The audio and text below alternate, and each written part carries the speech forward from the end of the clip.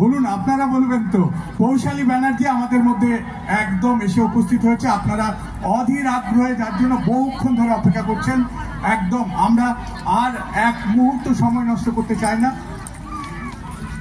বাঙালির প্রতিটি হৃদয়ে এই মুহূর্তে যার গান সব সময় গুনগুন করছে, সেই পৌশালী ব্যানার্জি আমাদের মধ্যে এসে উপস্থিত হয়েছে।